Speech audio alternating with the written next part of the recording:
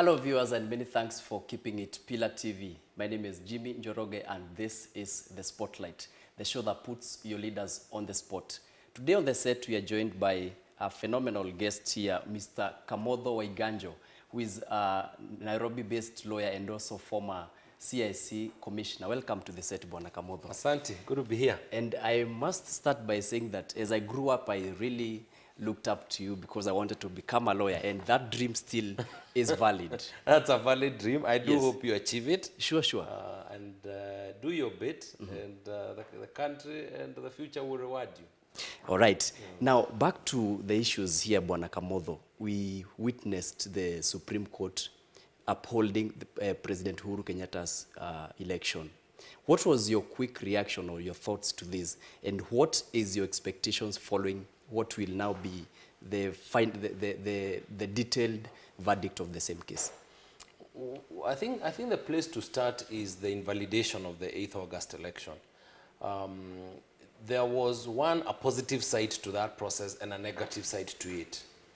The annulling of presidential elections the world over are an area that most courts are very reluctant to do, because usually they can have very serious and very devastating repercussions on a delicate country like this one of ours. And so it was unfortunate that the results were annulled because of that reality.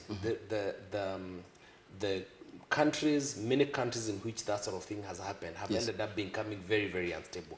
The positive side to it is that it reaffirmed that as a country, we have the institutional framework to take that kind of challenge and still come through it. Yes. And it also said that we are growing institutions that are strong enough and that can even challenge the presidency. That in the long term is not a bad thing. So that's a place to start. Yes.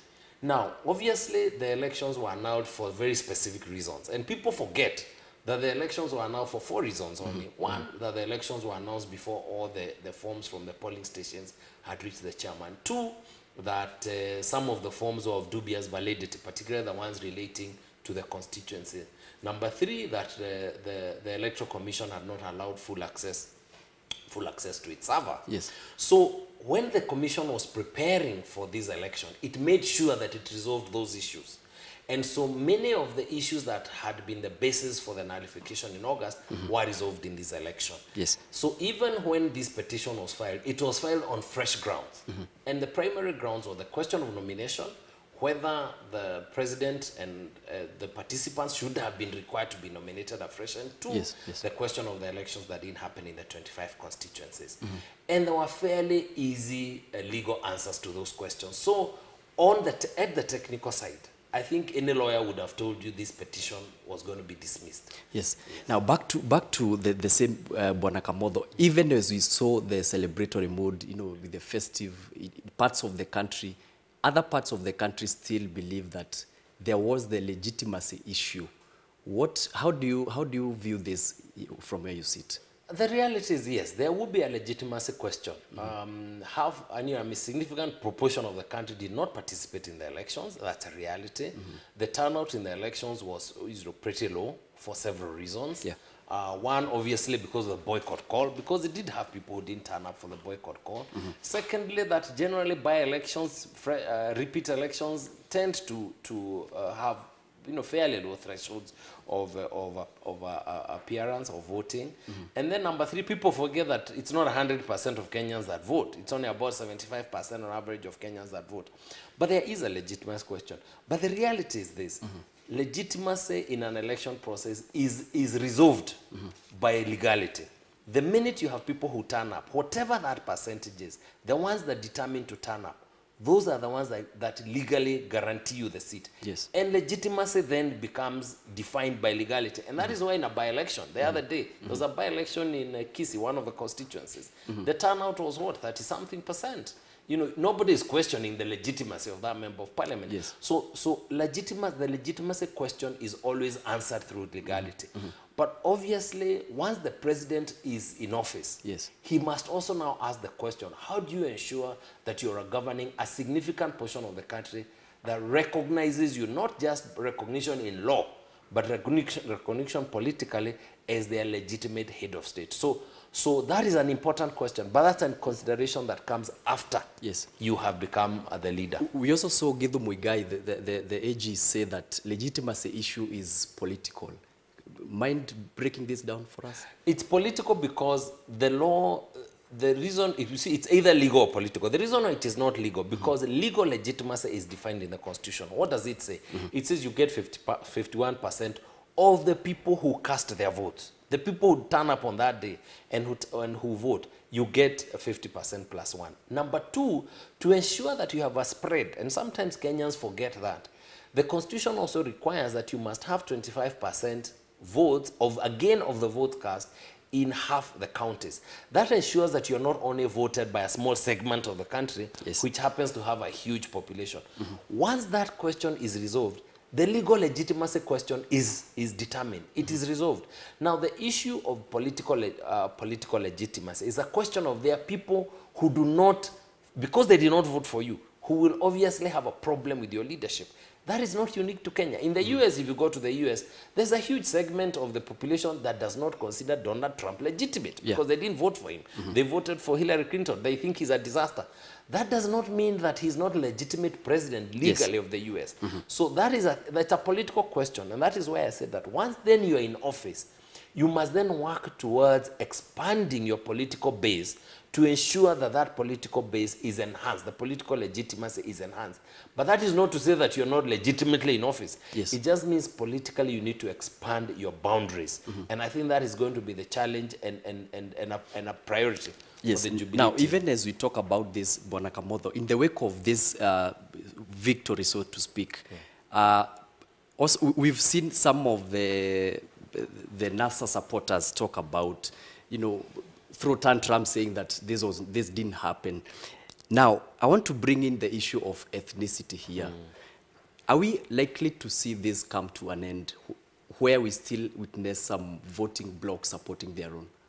I think that's a journey. It's a journey, and you must remember that we have done this to enhance the mobilization through ethnicity for the last 50 years. So anybody who assumes that purely because the Constitution says do not be ethnic and do not, that is not going to happen, that is going to happen overnight. But the truth of the matter is that when the Constitution, when this current Constitution was passed in 2010, it was very aware of the ethnic dynamics of Kenyan politics. And it sought to resolve that by doing two things. One, by introducing devolution. The idea was that let people express their ethnicity at the devolved region. And the truth of the matter is that a lot of our devolved regions are shaped ethnically and regionally. But when we come to the national platform, let us now talk values, let us talk, you know, other considerations. The truth of the matter is that we're not going to have that overnight, and it's going to take us some time. I am convinced myself that the generation that's going to go where we're going to ask questions about bigger questions than ethnicity, but you haven't gotten there yet. And part of this is a factor of our history. The way that leaders got developed and became national, got a national platform, was largely through ethnic mobilization. Through devolution, we're actually now starting to see leaders and defining the profile of leaders across ethnic divide. A lot of people know people like Governor Mutua. And there are people who admire him, not just from Machakos, and a couple of others. One could mention many others. I suspect that in another cycle of elections, those issues are going to be very, very important. People start saying, what is the platform that we have seen you accomplish? What are the things you have done in the place we have given you responsibility? That has never been part of our national conversation. So it is not surprising then that the people we know are the ones we've always known. But we're going to start seeing Governor X, who is the governor of Busia or the governor of Kisumu, who's doing such a great work that we admire them and would like to invest in them politically, even if we come from Nyeri or Kajiado. So I hope and I pray that as we grow devolution and we continue to raise the profile of leaders at that level, then the conversation changes to performance as opposed to just pure commitment to an ethnic king. Now, the unanimity of the fact that the six-judge bench ruled unanimously. Does that exonerate the looming speculation concerning the same court? I mean, the reality is that in Kenya, we've politicized everything and we are the masters of conspiracy theories. I don't think that that is going to go away, but I think it's a fringe element that's going to push those theories. The truth of the matter is most Kenyans will agree that if we had faith in the Supreme Court to make a decision, surely 2 months ago, and we believe that that court is independent, it can't have lost its independence overnight because nothing has changed. The president of Kenya was the president who was there in August when they had nullified his election. The president is the same president whose election they have confirmed. Surely, what would be the basis for saying now that there are other reasons, there are other considerations that have come into play? We need to recognize that we have strong institutions and they continue to grow. And our role is to affirm them. It is not to question them and throw cold water on them every time they don't make decisions that we agree with. So from where I sit, it was a good thing, it was unanimous. But even if it was not, that is why those judges, in fact, the reason we have 7 judges is to recognize there are times they will not be unanimous and there will be a majority decision. Even in Parliament, we make decisions by majority. So let us also not demonize the question of majorities. That is how the world runs. So I think the issue is to ensure that we don't continue to pour cold water every time we do not agree with an institution, whether that be a EBC, whether that be the courts, whether that be the Anti-Corruption Commission. We are not helping ourselves. We are still a very young and delicate democracy. We're not helping ourselves when we continue bastardizing and killing and pouring cold water on institutions. Yes, NASA advisor Salim Lone said that Supreme Court was coerced into coming up with that particular decision. Do you feel like NASA has legitimacy in questioning a process which they chose to boycott? I think it's a very dishonest position because if you have checked the history of the Kenyan jurisprudence in the last 2 years, it has actually been very favorable to the opposition, especially on political questions. There have been very, very many decisions which have been given which the government has been very unhappy with. But the government, as you know, a government operating within the rule of law, has had to accept a lot of those decisions. I think it is unfortunate that when a decision is made against NASA, they immediately say, oh, it must be because the court is under duress. What about all those other times the court made decision in its favor?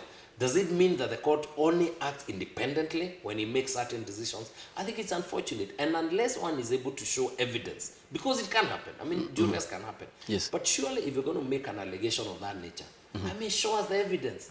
You know, it is the same allegation that people make about courts, oh, they've been bribed, this has been done. I think it's unfortunate because what it does is that it kills people's faith in institutions, and then we still expect the same 40 million Kenyans to go to those institutions when they have problems. So it is irresponsible of leadership when you do that and you leave Kenyans without an option. So when you say that the court can't be trusted, when you say courts are operating under duress, then you want Kenyans to go where? Tomorrow when they have problems. Right now, there are several other cases before the Supreme Court.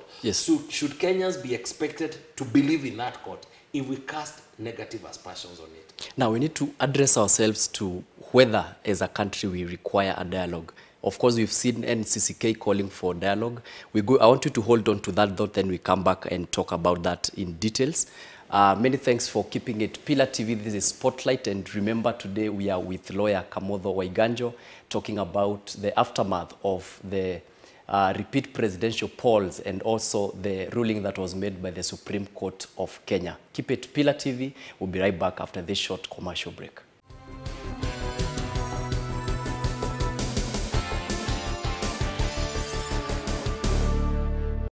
And welcome back to Spotlight. Remember, today we are with lawyer Kamotho Waiganjo talking about the issues affecting our country. Bwana Kamotho, before we went to the break, we were talking about issues pertaining dialogue for our country. And we've seen NCCK, giving proposals for national dialogue. Do you feel this is the right time for that? And what should be on the table? I think yes, it is. We would not have had any meaningful dialogue before elections. Elections by nature are competitive, and people, in fact, want to define themselves differently from one another. So it was the wrong time to be calling people to talk when you are about to go into a competitive race. But now that that issue is resolved, I think once the president is sworn in, there are major issues that need conversation. Now, obviously, we run to think about the issues that concern the politicians.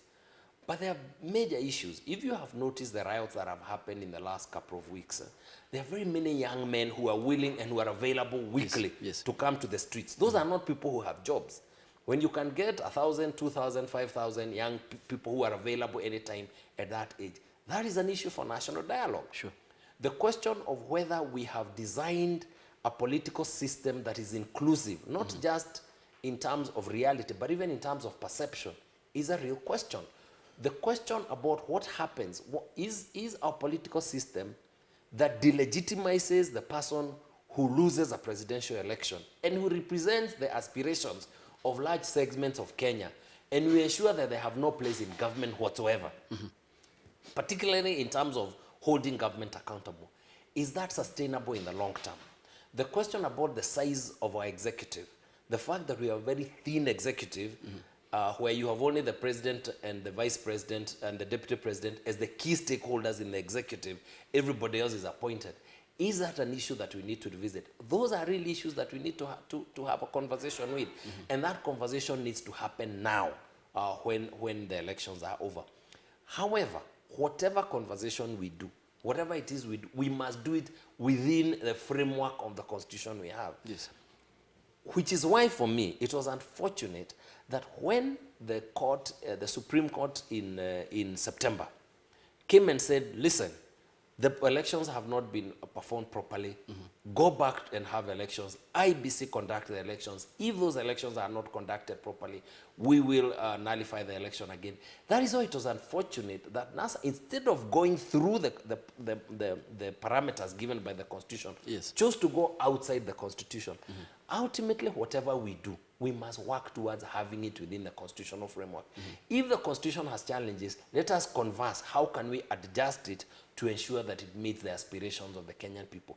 But let us not just deal with the question of politicians. Yes. What are the economic issues we need to have a conversation with about this country that empowers the people? Yeah, NASA in their irreducible minimums talked about need for electoral reforms, something that probably was confirmed yesterday by AG Githu Muigai, talking about the need to rewrite the petition, laws pertaining petitions. Do you share the same sentiments? I think the question of electoral reforms is overstated. I have been part of the process of changing our electoral infrastructure in the last 5 years. I think the law has taken us as far as it can. I mean, we can tweak a few things here and there, but fundamentally, our election infrastructure and institutional infrastructure, our legal infrastructure, is actually very good. You must remember that before the elections in August, NASA, Jubilee and the Code Alliance that time spent 2 months relooking at the electoral laws and the Windsor process, the one that was led by Senator Kiraitu Murungi and Senator Orengo. And by consensus, agreed at the things that need to be done. All those things were adopted. So surely it cannot be that 8 months later, we again need an overhaul reform of our electoral laws. The reality is what we have is indiscipline and non-commitment to the law. And so we blame the law, but the problem is a lot more basic. And so the issue is not reforming the law. The issue is being faithful to the laws. My friend, we have nominations by parties where they are the ones who run the processes. Yes. IBC is not involved. Government is not informed. Do they run them properly? Does that need the law? So I'm just saying that our problem is not the law. Our problem is more fundamental. Now, they also talk about issues of economic marginalization, NASA, so to speak. And from the perspective of being in the commission that was mandated with the implementation of the Constitution, do you feel that maybe devolution was meant to sort of fix some of these issues, the issues of economic marginalization? That was the answer. That was the part of the answer to the question of economic marginalization.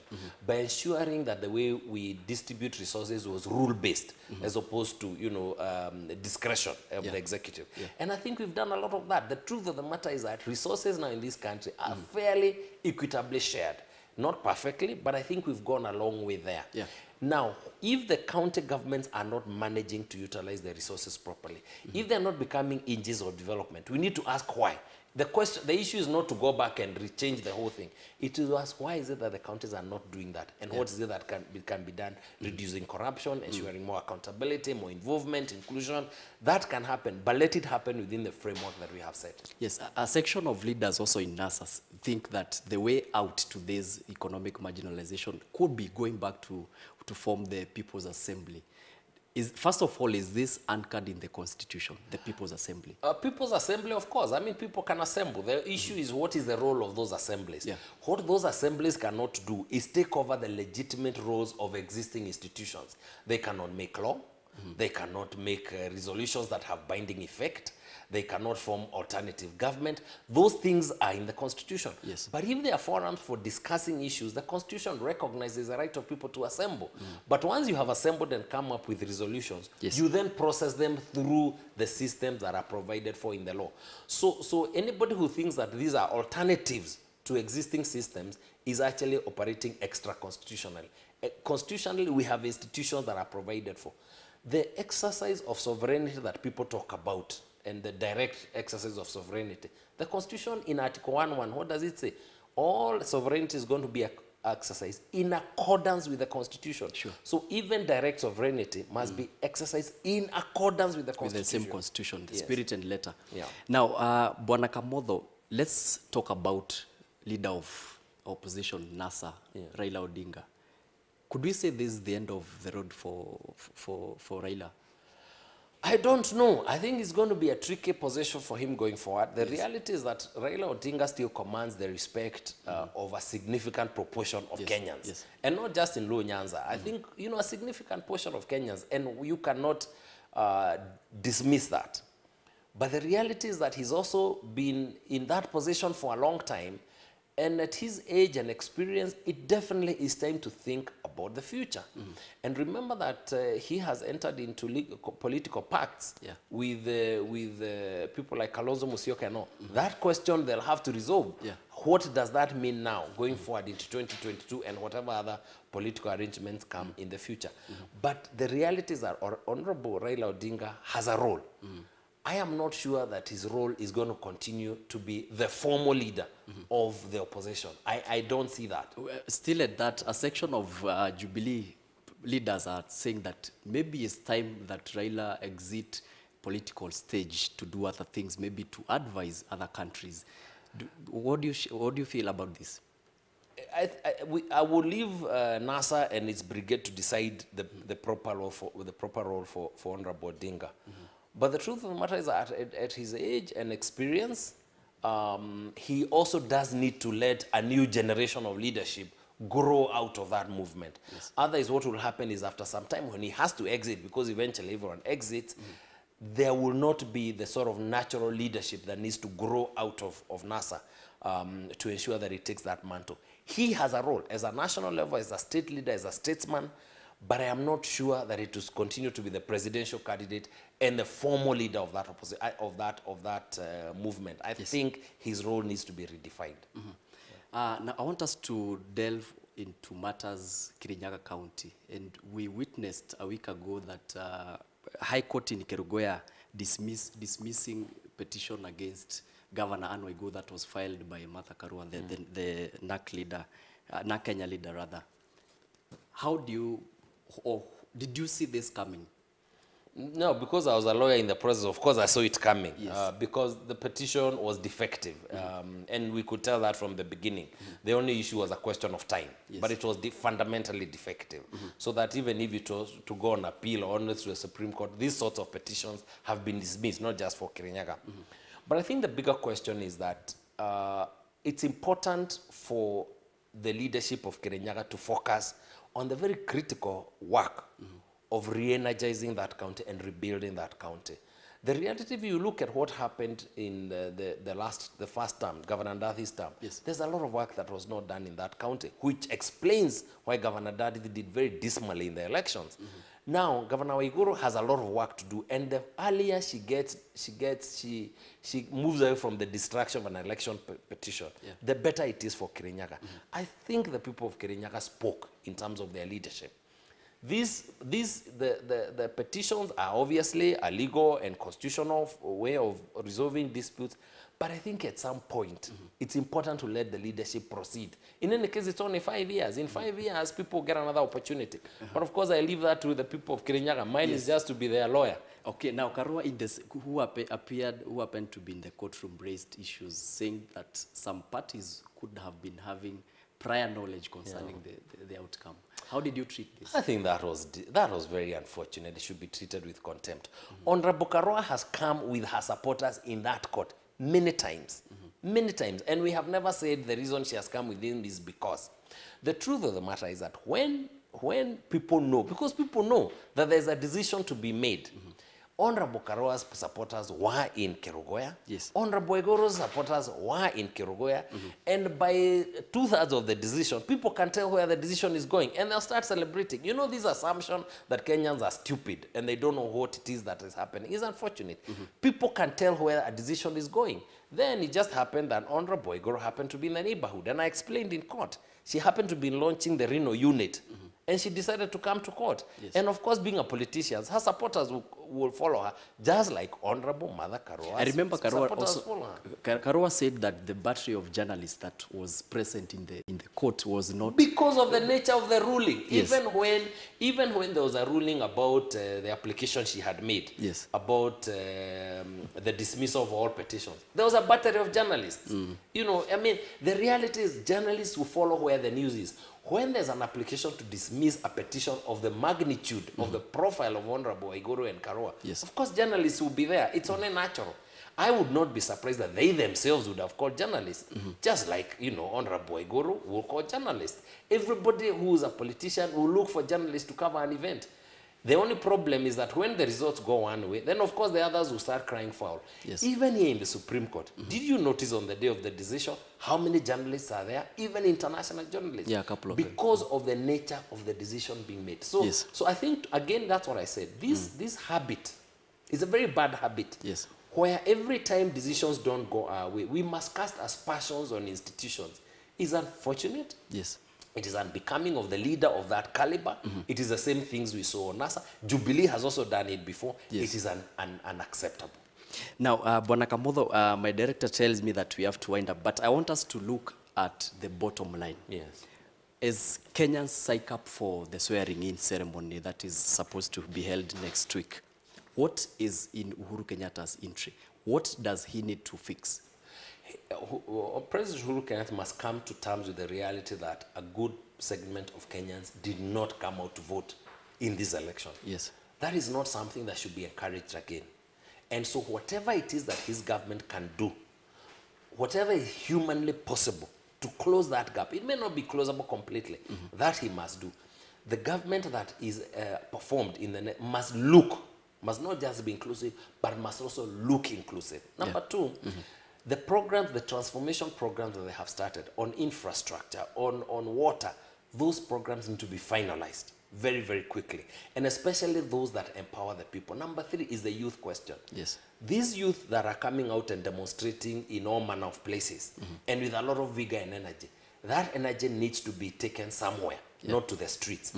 That is a priority of the incoming government. Issues of corruption and ensuring that we have more accountable government, that must be priority for this administration. So those are the issues, not just the political issues, but also the financial issues that this administration must look at. All right, thank you, Bwana Kamotho. I want to give you now 30 seconds to say your final thoughts. Maybe your parting shot to Kenyans as we look forward to the swearing in of the president. I think I would say that Kenya is a very blessed country. There are very few countries that go through the sort of events that we have gone through in the last month, that survive it. But as Kenya, we have been left standing. Does it mean we are not wounded? Of course we are wounded. But I think what the last 2 months has shown is that we have the capacity to grow stronger and to become a better, more united country.